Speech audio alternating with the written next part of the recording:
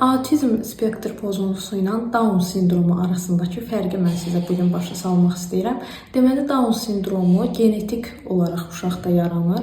Anadan gəlmə olaraq xromosom pozuntusudur. Amma autizm spektr pozuntusu isə sonradan da yarana bilər. Hətta 10 yaşından, 11 yaşından, yəni yeniyetmə dövründən sonra da müəyyən travmalardan yarana bilən bir spektr pozuntusudur.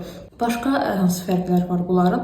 Məsələn, Down sindromlu bir uşaqda fiziksel olaraq müəyyən dəyişikliklər olur. Məsəl üçün, badam gözlərə sahib olurlar və digər görünüşlərində fərqlər olur.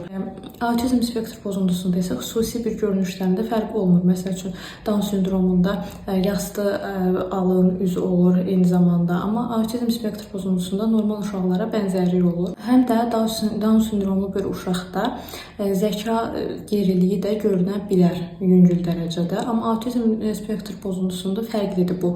Həm zəka geriliyi olan da var, həm də hətta elmi dərəcə alan autizm spektr pozuntulu şəxslər də var. Bundan əlavə Down sindromlu biri daha sosial olur, yəni sosial əlaqələr qurur. Amma autizm spektrli bir şəxsin isə əsas xüsusiyyəti elə sosial adaptasiya ola bilməməsidir, yəni asosiallığıdır. Qarşılıqlı şəkildə bir əlaqə qura bilməməsidir. Yəni onlar Down sindromluya baxanda daha asosial olurlar.